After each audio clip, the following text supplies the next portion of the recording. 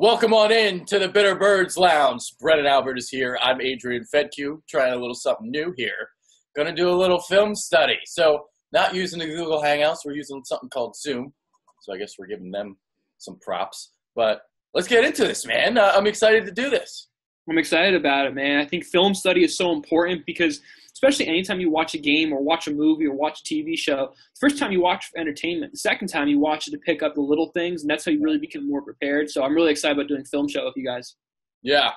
I'll tell you what, guys. I don't dislike this video just because we're going to nitpick on Carson Wentz a little bit. So, by God. All right. So anyway, we know about all the mechanical changes that he made this offseason, and we saw some mechanical flaws on Sunday, I thought, and we're going to go take a look at most of these throws today because, you know, he was perfect on third down. What was he, 9 of 11 with a perfect passer rating? It was unbelievable. So we're going to take a look at some of his throws right now. This obviously was the one that everybody loved, 3rd and 12. He's escaping everybody. What did you think of this play, Brennan? Well, I mean, here's the thing we got to talk about. You know, we all know that Carson was 9 of 11 on third down, but a lot of those third downs were third and short because they were successful on first down, which is the great news. So what I love about this play is Carson is showing his ability to make some magic happen. You know, obviously being able to run around in the pocket, keep his eyes downfield, throw a strike there to Nelson Agholor, who's open for 6. Now, let's go back to the start. Let's talk about it from the jump here, okay? All right, so when we look at it here, Washington is in a clear 4-2-5 or nickel look, all right? So this is telling us, hey, they're only going to rush 4, and they only rush 4. Right here, if we pause it, Adrian, right before that, it was a pretty clean pocket. We got a little bit of a bull rush in here from our defensive tackle here on our right side. So what I would love to see, pause it, right there. At this point, this is a really nice pocket. You know, yeah. We talked about this in the past with Carson. One of the things he does is he holds the ball on a little too long. This is a perfect pocket. I mean, absolutely perfect. Really, at this point in time, the ball needs to be out of his hands at this point. Is it a touchdown? Without a doubt. But when Carson does things like this and holds the ball on too long, these can turn to sacks. So sometimes, yes, it does turn into a 45 or 55 throw touchdown. That's unbelievable magic. But more often than not, it's going to be a sack if he holds the ball on this long. So, Adrian, if you go ahead and hit play, we can see it. Okay, he feels the pressure, spins out of it. Now, what I don't love here is you kind of see it. He's holding that ball like a loaf of bread around there. You know, I understand that, hey, when we're in the scramble drill, we got to do what we can, but just be a little more protective with it. Obviously, the great thing is keeps his eye downfield, throws a great strike, touchdown, Eagles are up 6. Yeah. I mean, this is something that he has been doing a little bit more routinely. I know you're going to try and watch a lot more Eagles now. So this is something like week 14, week 15 on, really escaping that pocket and keeping his eyes downfield and making plays like this. This is something he didn't do earlier on in the year, and this is something that he talked about in a press conference that Doug Peterson allowed him the freedom to kind of ball like this, to kind of play that backyard type of football. And we saw it later on in the game. We're going to talk about that as well, third down conversion to Zach Ertz. But, I mean, this is unbelievable. Yeah, he is holding it out like a loaf of bread, but, man, that's unreal. Let's take another look. Well, not another look, but let's find some other place. All right, so here's a 3rd and 7 to Nelson Agholor. How about Nelson Agholor on Sunday, Brennan? Unbelievable. Honestly, this is probably the best I've ever seen Nelson play, and that's great news for the look at his route. It's crisp. Yeah. Gets up here, gets top of his route, a little drum roll with his hands, sit down, catch the rock. Great job. And a good throw from Wentz. So that was one of the good ones. Yep, clear catch and throw. And this is what I like about Carson, he does here. Wait till you see him get to the top of his drop. Okay, he's reading, same look here. 4, we got 5 down. Okay, cool, you're going to bring 5. Cool, top of my drop, boom, ball's gone. What I love about this is a different look here. Carson knows, hey, if I have 5 on the line, that means I have 1 less linebacker, which tells me underneath windows are going to be open. So if Nelson's sitting down in a hook to curl route, that's where one of those linebackers would have been. And if one of them is going to be up front, fine, I have free access. So he trusts Nelson here. Nelson better win. Nelson wins, and it's an easy pitch and catch. Yeah. Love it again here. Top of the drop, boom, let the ball go. It's a great job here. He was winning a lot on Sunday. 4 times on 4th down, on 3rd down. Unreal. I couldn't believe my eyes. Yep. All right, so I think this is a play you wanted to look at. So this is LeGarrette Blount on 3rd and 1. Are you going to complain like I complained about him being in shotgun? Is this? Let's pause it right here. Yeah. Okay. So we're Eagles are in what's called, 12 personnel. 12 personnel means 1 running back and 2 tight ends. Okay. So we can see tight ends here. Okay. Or yeah. Hang on, let me double check that. Boom, boom, boom. Nope, we're in 11 personnel. We got 1 back, 1 tight end. So we do have a receiver uncovered on the top of the screen. Actually, no, we do have 2. There's 2. 2 on the right side. Nope, I'm sorry. Numbers are hard for me today. All right, so we're in 12 personnel, okay? So obviously if we look at numbers, Eagles are overloaded to the right, okay? There's 2 problems I have with this. One, LeGarrette Blount, his skill set is going north and south, getting a shoulder square, and going directly downhill. It's 3rd and 1, okay? I would much rather have Wentz be under center and have LeGarrette being straight behind him, so his first step is vertical, not first step horizontal. If we are going to make him go horizontal, I would much rather him be on the opposite side of Carson, where he is running towards the heavy side of the offensive line, in this case, where we have more tight ends. Now, if we look on the numbering, here's the one thing I will say. If we look at number, center here, if we're running to the left, center will take up the defensive tackle to his left. Tackle's going to take up the Ryan Kerrigan, stand there, the defensive end. Guard is uncovered, meaning there's no defensive lineman in front of him. So he's going to take the most dangerous man. In this case, it would most likely be the linebacker, and you would probably have a guard pull to come around and get the safety. Okay? So that's one offensive option. If we go run to the right here, it would probably need to be a counter look, meaning LeGarrette Blount will need to take 1 step back because it's very difficult for him to go straight downhill right away because of the way the offensive line is set and because of him being behind. So, Adrian, do me a favor. Play this for about 1 second as soon as LeGarrette Blount gets the ball. Okay, right there.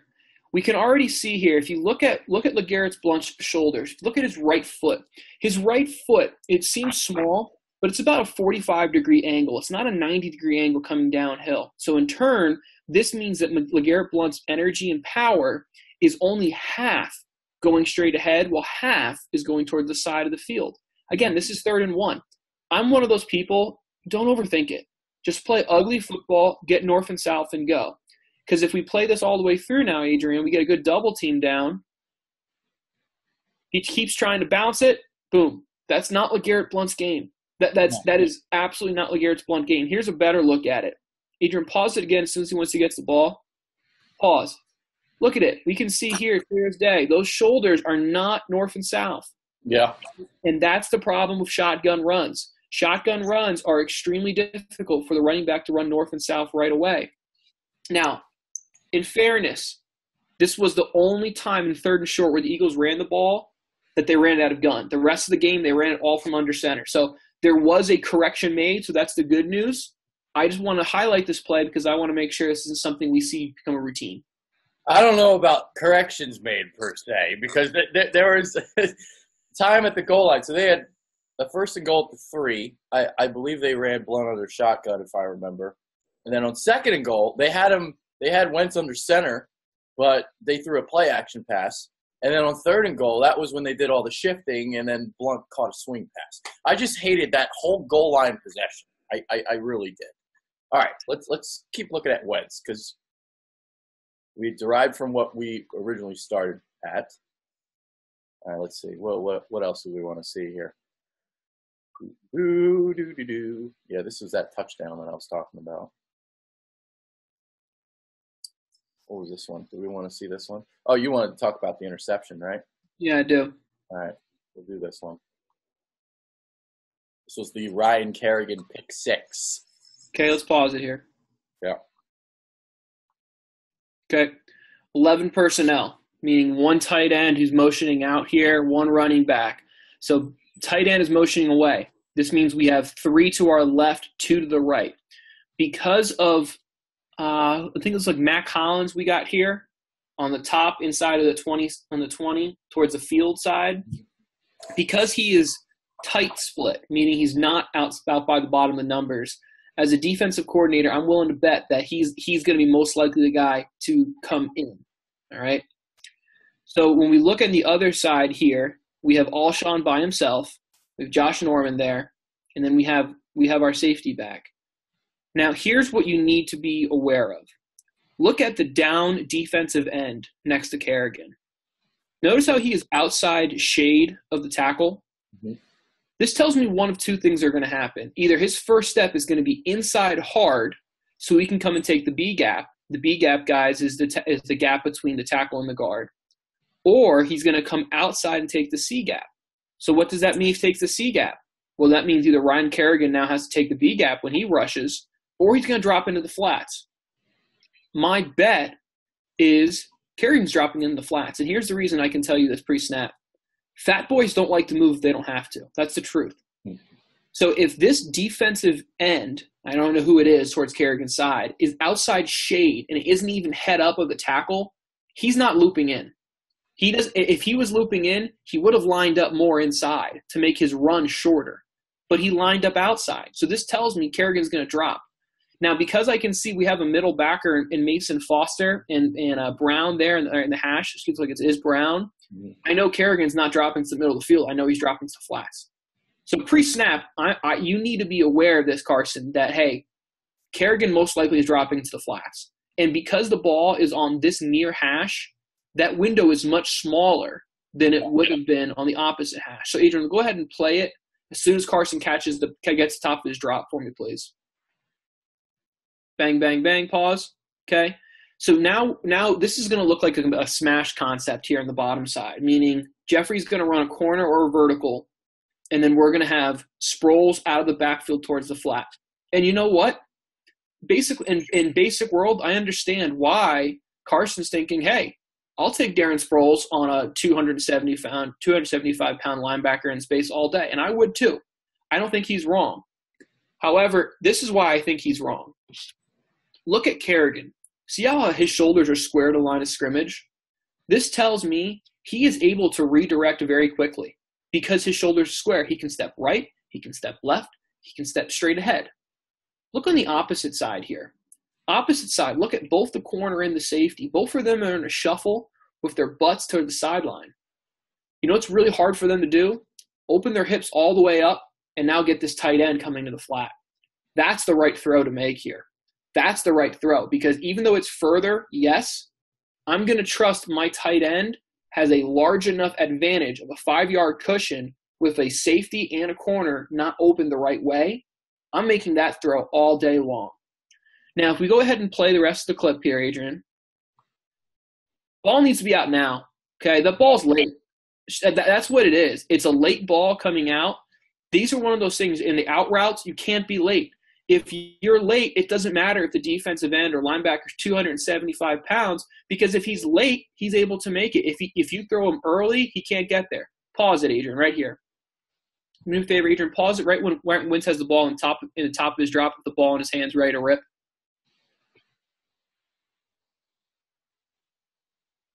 Here's good. Okay. You might not be able to see it, but I can tell you definitively.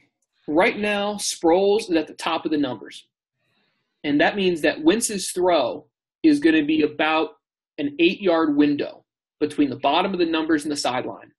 That's a damn small window to make. 8-yard window. That's realistically what Wentz has decided he's going to try to gun it into. I don't love this. This was a concern for me about last season. Wentz trying to gun the ball in. This is a concern for me this play. So this interception is on Wentz more than anything. He's a gunslinger. That's what he does.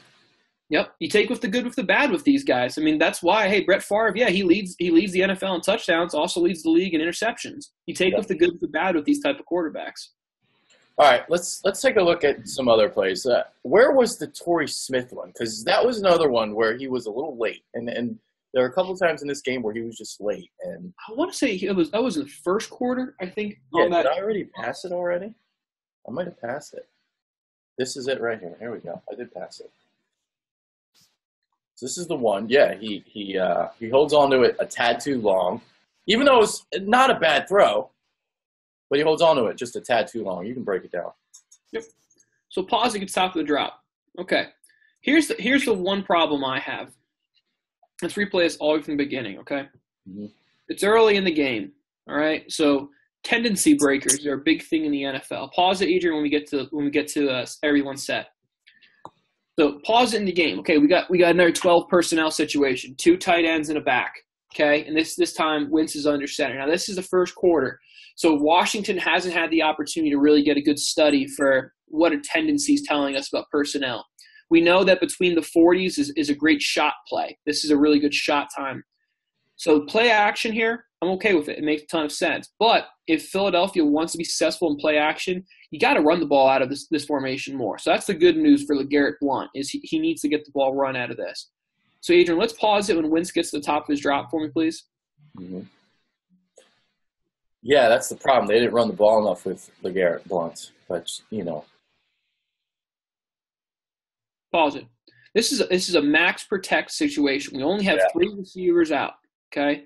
So here's the good news. I love the fact that Wentz is reading this safety. This safety is flat-footed, and as you can tell, he's getting ready to drive downhill on Jeffrey. Wentz makes the right throw on this. This is absolutely the right throw, and he puts it in the right place. If you're long, you're never wrong from quarterback. If you're short, you're in trouble. That's where the safety can get it. Now, right now, Wentz needs to set his feet and let it go. He needs to throw this now because I'll tell you this for sure. This safety here, flat-footed with his momentum coming forward, is not going to be able to turn around and run. And Torrey Smith is doing a nice enough job. We call this stemming, where he's selling the outside route. He's selling the corner. And what that's doing is that's making Norman take 1 or 2 more steps towards the sideline, which is now opening up the middle of the field to give Carson more room for error. So right now, Wentz needs to throw this ball. If we play it, Adrian, kind of see Wentz takes an extra second to hop into it. The ball needs to be gone a little quicker. It's a small thing. I mean, we are talking with this throw, half a second. Nitpicking here. Nitpicking. It's half a second throw, okay? But right now, Wentz needs to set his feet and go. He takes a little too long to kind of hop, get his feet shuffled and simmered. And that was my critique about Wentz in all this game. His accuracy isn't the problem. His problem is his feet. Because if he gets his feet, everything else is the problem. So it's a fine throw. Honestly, it's a fine error to make because it's the right throw to make. But if we want to be a consistent, explosive offense, we need to be a little more aggressive in throwing that ball quicker rather than later. Yeah, and that was a problem last year. His feet not getting set. That's when the overthrows came. And, and during the preseason, he looked a lot better mechanically. But Sunday, there were some balls that got away from him. And obviously we know about all the mechanical changes that he made during the offseason. I guess the question for you now is while I kind of look for something else here, I guess we'll just kind of look at his third down conversions. So question for you is, how long is it going to take for those mechanical changes to kind of come to fruition? Or is it just going to kind of just be like this? Man, mechanical things are tough. They really are. Obviously when football people hear the word mechanics of quarterbacks, the name they think about is Tim Tebow. Now, obviously, Tim Tebow is like the worst case scenario, but mechanical issues are hard to get over. This was a drive right before the half, I believe, where they got a pair of third downs and they got the field goal. So this was the 3rd and 10 conversion to Zach Ertz, and then they had a later conversion to Agholor. But keep going about your point. Yep. So right here is simple drive concept. So if we go back to I like the other view a little more. Yeah, you want me to go back? Okay. Please. So we get a simple drive concept. So it's just an under route from our outside receiver, and then a 10 to 15 yard dig here by Ertz. So we see here that Torrey Smith in his blazing speed comes screaming across base. Pause it. That's what takes. No, you're okay. Pause it as soon as Torrey Smith gets to the hash for me. Okay. Torrey Smith's screaming speed. Look at this. Josh Norman looking at Torrey Smith. Both the linebackers pointing, taking the under. This is a perfect read. This is a 100% perfect read. And that's why we do this. This is the bait. Torrey Smith is the bait. Realistically, Carson should never throw this ball. On 3rd and 10, he should never throw this ball. However, as a defense, when you know you have a guy who can run a 4-4, running an underneath pattern against linebackers, That's why guys like Josh Norman realize, I better keep my eyes here because he can run. If he catches this, if they throw this ball, he has the speed to make things happen. But the Redskins play great coverage here underneath. But too many guys bite on the cheese. That's what allows Ertz to get the 10-yard drive route in.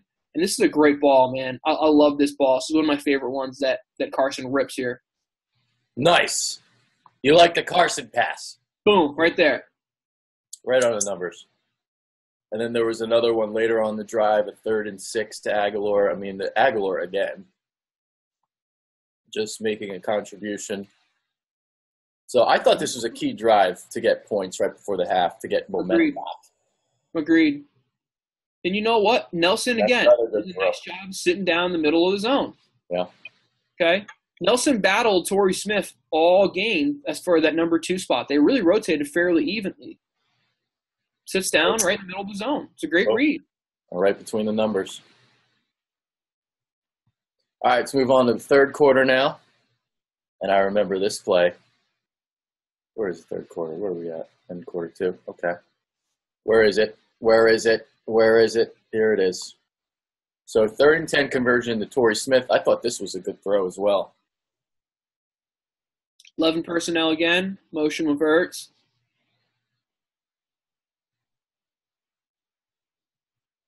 Boom. Yep. Right on the numbers. And you know what, Adrian? If we replay this, pause it when Carson gets the top of his drop.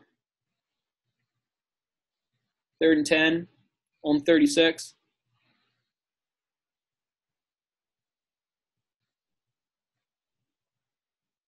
Pause it. This is the exact same look that 3rd down to Nelson earlier was. But Nelson sat down in the middle of the zone. And now Carson is reading here. Hey, we got this linebacker here. His eyes are more towards Ertz releasing out of the backfield. He understands that we have man coverage here in the slot. And then he reads that, hey, if this linebacker flows away and takes one more step to Ertz, I'm throwing this ball right behind his head. I'm making this linebacker wrong. So as soon as we hit play, just play pause real quick, Adrian. Bang, bang, right there. We see how all of a sudden the linebacker, he's expanding. He's getting more and more width. And all that's doing is opening up this hole because that ball is going to come right in between the two of them. That's a great throw. We see here that we're making our break here by Torrey Smith's coming back. Give me a play pause really quick again, Adrian. Play pause. Boom. Ball's out. Windows open. This is a great throw. Love this throw again. And I love the play pause. You could see it. You could see it right there. I don't know if you could see the cursor, but beautiful. Boom. Again, when Carson gets the ball out of his hands at the top of his drop, he's really, really good. It's when he sits back there and holds it. Yeah. And that results into some sacks, and that's when he's scrambling around for his life and all that stuff. So let's see. What was this? Oh, okay, I know what this was. All right, so something I just want to say real quick is Nelson Agholor. This was a play, okay, remember the turnover earlier in the game? What is his deal? Why is he going behind the line of scrimmage on this? So this is a tendency breaker format. So there's a couple different options you can do. So technically, because he's behind the line of scrimmage, there's a couple different plays you can run for this. You can run a double pass. That's the first one as a defensive coach. That scares the hell out of me because you throw this ball to Nelson. Nelson technically is able to throw the ball again. The other thing is, Adrian, do me a favor, pause it as soon as Nelson gets past the left tackle. Because he did this earlier in the game, and it was supposed to be a swing pass, but he ran. Pause it. Yeah. Count here with numbers. I got 2 blockers, and the next nearest defender is that safety. So if we get 2 blocks by those receivers, Nelson's one-on-one is solo by himself for about 15 yards before he has to make the safety miss. So this is a good play call. I like this. Well, this is what happened earlier because, God, where was it? Where's the play? Where was it in the game? It was early in the game, right? Towards the red zone. Where was it? Where was it? Where was it? Now all of a sudden I can't find the damn play. Because I want you to talk about it now. Here it is. This is it, right? So this is the same kind of concept here, RPO. So you see the lineman pulling to the left. So this is a run-pass option. You see Agholor, so he motions. So that indicates the zone coverage. So you have 3 on 2 atop here again. This is the same kind of blow the block. But it wasn't blocked. Just blow the block. That's as simple as it is. Adrian, go ahead, pause it again once Nelson gets closer to that right tackle in this situation. The last view, please.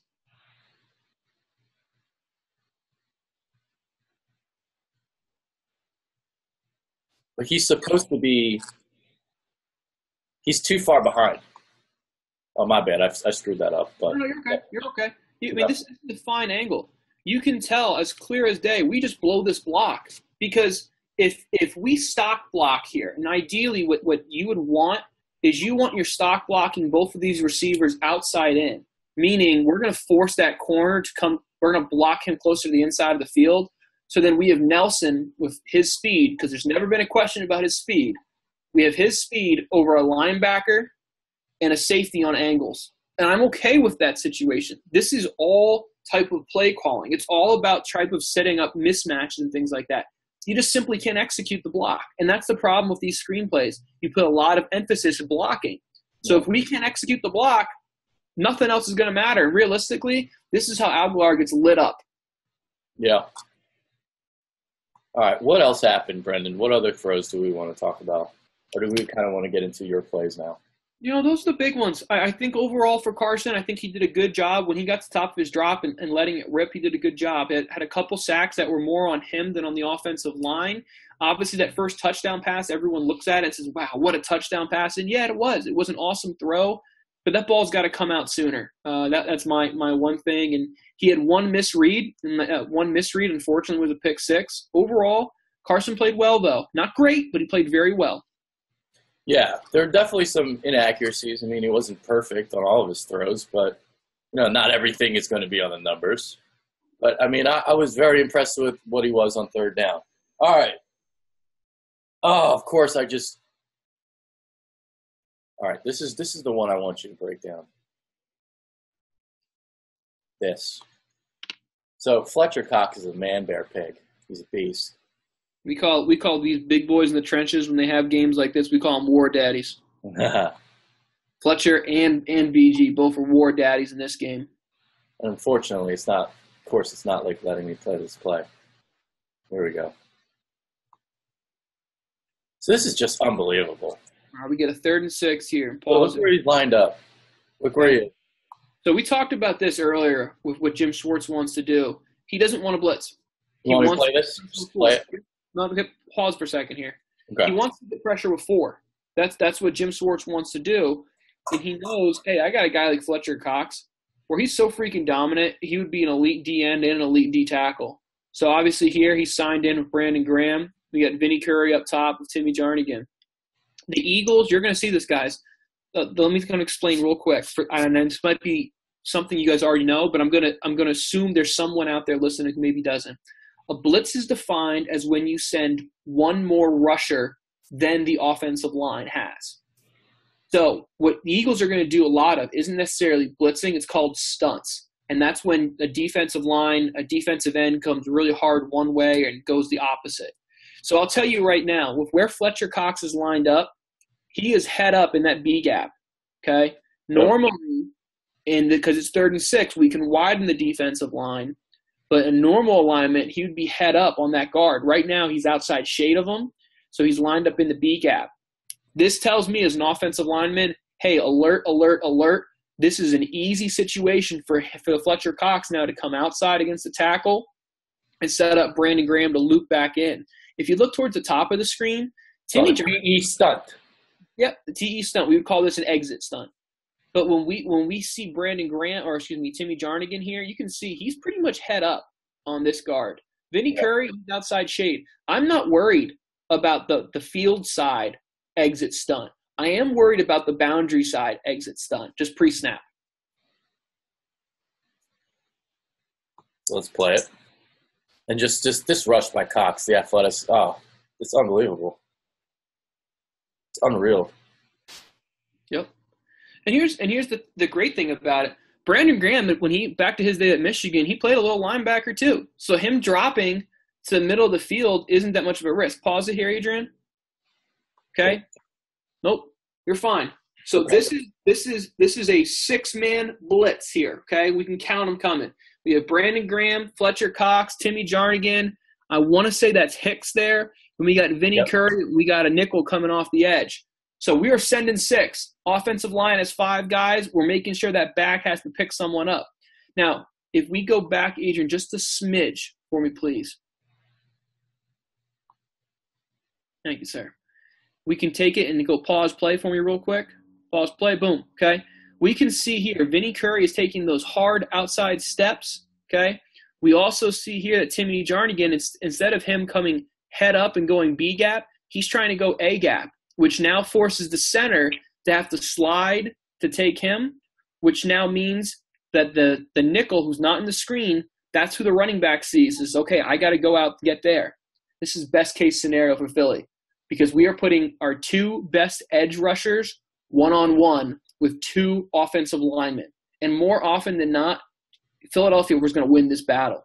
So because we get this hard outside step, we can see Sheriff, he's starting to pass him off.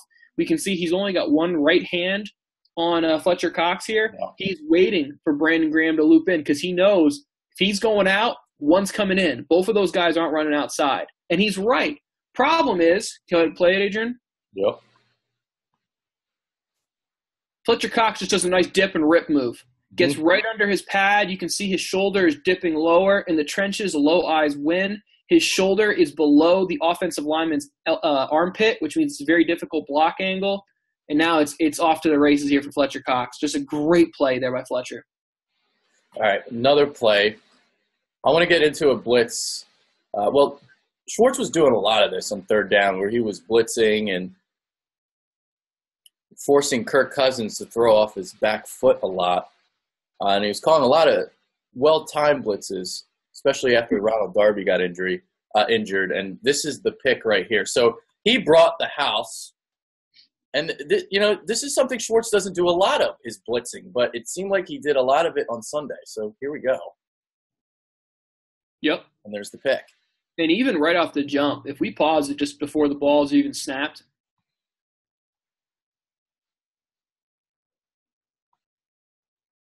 right off here it is, and then you see them lurking. Yep, right off the jump. Pause it for me, Adrian. We essentially have 4 down linemen, a stand-up outside backer in the box, 2 middle backers. So we're facing a 7-man box. So Washington knows we're manned up across. We are manned up single high with that free safety. So Kurt knows I got to get this ball off quick, or I'm going to be eating grass. Go ahead and play it, Adrian. Get double. We call this a nosebleed blitz. If we pause it, Adrian, right before Cousins lets it go, we're gonna call this nosebleed. We call it nosebleed because we're getting double A gaps. And if you imagine your nose, you have your nose tackle just saying, "Hey, I'm gonna occupy the center. I'm gonna blitz a Mike backer in 1A. I'm gonna blitz my opposite backer in the other A." This is the worst case scenario for quarterbacks, is to get pressure right up the middle. That is honestly the worst case scenario because there's nowhere for him to step up. And that's why Kirk Cousins throws us off his back foot. And honestly, he makes the right throw. The right throw is the quick slant, but because he can't get his feet set, he just throws it over the top. Jalen Mills is Johnny on the spot and is able to make a play on the ball. Kirk Cousins was 23 of 40. This is a great Washington Redskins offensive line, and the Eagles feasted on them. I was that impressed by the defensive line to go against arguably a top 5 offensive line and do what they did. 4 sacks, continuous pressure. Kirk Cousins, the reason why he put up all those numbers and the stats is because he gets great protection and he's able to scan the field. It wasn't like that on Sunday. He was constantly under duress. 100% right. Now, let's also be fair. Washington's had a ton of turnover, too, not only with their receivers, coordinators, quarterback coaches. So Washington looked really rusty as an offense, and that's understandably so. However, the Eagles' defensive line whipped that ass all game. Honestly, I think it's very realistic that the next head coach for the Philadelphia Eagles might be Jim Schwartz. Yeah. It's funny because we had that – did you hear about that report here in Philly? And I don't think it's that unrealistic either. You know the name that I hear? The rumor I hear is John DeFilippo. Now, I agree. I completely agree. Like, if they want to make a change, they're going to make it in-house because I don't think they want Wentz to learn another scheme. All right, this is one of the plays that you – is this Hicks in space? Is this the one you want? Exactly it. All right, so we get play action, mass protection. Only get a two-man route here. All right, so let's pause it. Let's pause it right after Wentz gets to the top of his drop and he fakes the ball to Kelly. Okay, so you can see here, Jordan Hicks, he's pretty much hanging out in no man's land. Yeah. Let me tell you something. I'm willing to bet $1 million in my entire life. No NFL receiver, tight end, or running back is going to run a 1-yard route right in front of the center. Like, it just won't happen. So, Jordan Hicks, you read it's play action. Get your ass out of there. You are doing absolutely no good. Honestly, as a defensive coaches, they would rather him say, look, if you're wrong, just go rush the passer because you're doing us no good where you're currently standing. You need to drop underneath, and he needs to drop underneath for any type of in-breaking routes, slant, digs, curls, etc. So that's why if you look at over the top, you have 3 deep coverage because you have 2 linebackers, and then they should be dropping underneath of these 2 receivers. 5 on 2. Numbers tell us we should win this every single time. Simple numbers say we should win this. Jalen Mills is in great coverage. He's not letting him take anything over the top because he is trusting his defensive linebacker to drop underneath, to take away anything of the underneath throws. So this was a play. It's very, very minimal, and it's small, and it doesn't hurt the Eagles, and it doesn't cost them the game. I understand all of that. Yeah. But if you want to be a perfect defense, these are the mistakes you cannot make because if you have the ball on the 1-inch line and you have your boot on their throat, you can't make a mistake like that. Here we go. There it is. So if he's dropped back a little bit further, he could have disrupted that pass. Absolutely. He's at least going to get in the throwing window. Yeah. At least he'll be in the throwing window. Maybe he doesn't pick it off, but he's going to be in the throwing window to make it a hard throw or maybe make Cousins throw it a little high. Okay, here we go. So this is Derek Barnett here. Of course, it's all like giving me problems now.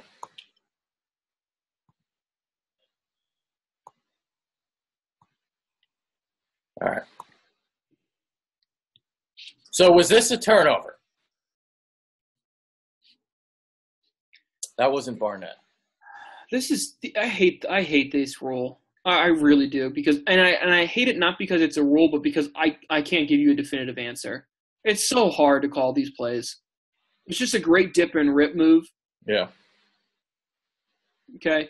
The other thing that wasn't the play, by the way, that you wanted. No, but that's okay. That's a good play to still look at because if you go back and look at it. I'll look at it. Okay, we'll look at it. If you look at the second angle, not the all 22, the end zone. On the tackles. Oh. Yeah. And pause it. You can see here that Brandon Graham, he's getting ready to use, I would call this the one-arm bench press with his right arm to shock the defensive or the offensive tackle back to give him a better angle to the quarterback. And go pause play for me, Adrian. You can see it right there. That right arm is just enough to kind of shrink the pocket. And all he's doing here is instead of Brandon Graham having to run 13 to 14 yards by just running right around, he's trying to shove that offensive lineman back. And by shoving him back, he's taking like 2 yards away. Yeah. And this is critical for Brandon Graham because he's not the 6'6" long arm defensive end where he can make longer plays. He's a little short, stocky guy. So he has to win with power. So is it an incredible play? Absolutely. But for someone of his stature, it's a crucial play because that's the only way he can really be successful. There we go. There's a strip sack. Now, I still think he got rid of the ball, but, I'm not going to complain. All right. So ask me 10 times, I'll probably give you 5 different answers every time. I just hate talking about those plays because I can't give you a definite answer usually. Yeah. So I'm assuming this is the Derek Barnett rush. Nope. 132 in the fourth quarter. I think it was 132. It might have been 122 because I can't read my own handwriting. Was it another quarter? No, I'm pretty sure it was the fourth quarter. Oh, okay. Here it is. 122, I guess, maybe. Got it. He should go again. Top of the screen. My thing is not.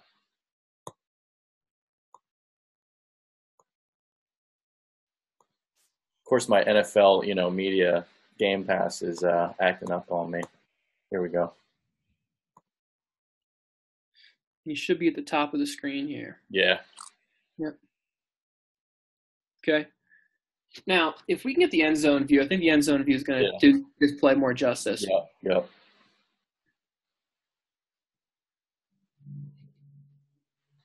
So end zone view here, okay? If we pause it, all right, so we get a slight shift. All right, you can see a really good angle here. We can see our defensive tackle towards our left side or towards our first round pick side.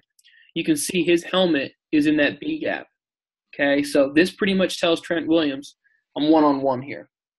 Odds are there's probably not going to be a stunt in this situation. It's probably just going to be one-on-one. And to be honest with you, Eagles fans, probably going to lose this battle more often than not of a first-round pick versus a top 3 left tackle in the NFL, and that's okay. But he wins this one. And let's go ahead and play it, Adrian, and as soon as he gets engaged, pause it for me. Okay?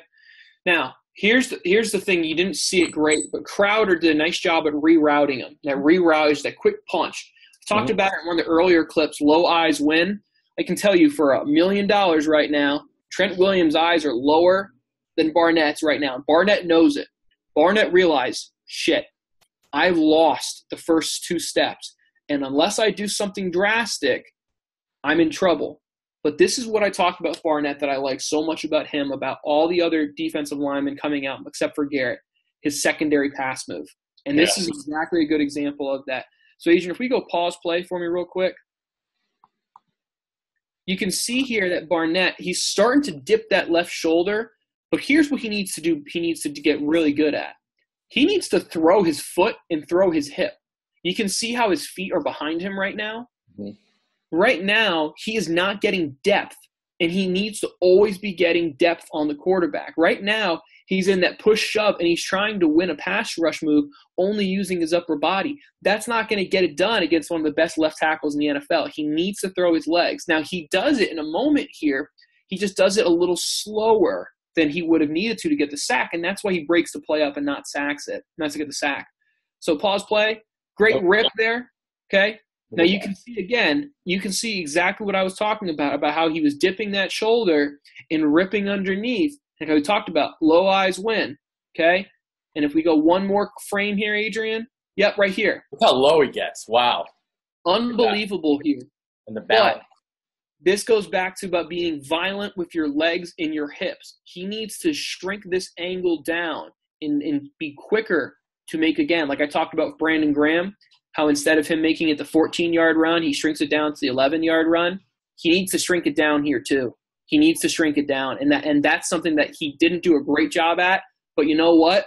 Most rookies in the NFL aren't going to even win one-on-one and be able to break up this play. So it's still a very good play, and I think there's a very bright future here for him. Yeah, there it is. I mean, you can just see how quickly he can – once he gets around, how quickly he can get to the quarterback. He closes real quick. Yep. That's what he does. All right, so that's pretty much it, man. I got no other plays. We could go over some other things if you want, but I got the screen share off. I will do a better job of this moving forward, but I think this was pretty well done for a first time. I'll try and organize the plays a little bit more. We'll like really know which ones to pick out and play. But this was a great first show, and dude, you're so smart. Oh my God. I appreciate it. I really enjoy this. And here's another thing.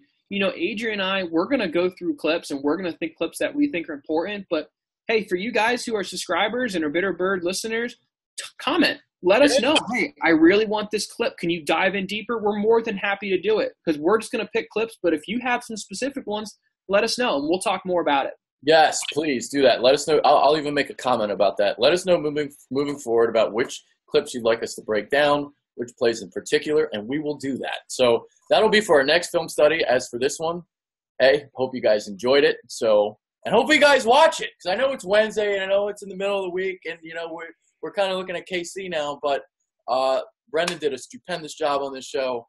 I mean, you could have just gone solo. You didn't even need me. I loved it. I'm looking forward to doing it the rest of the season, too. All right, so that being said, that's Brendan Albert. I'm Adrian Fetke. We'll see how this turns out. Peace out. Take care.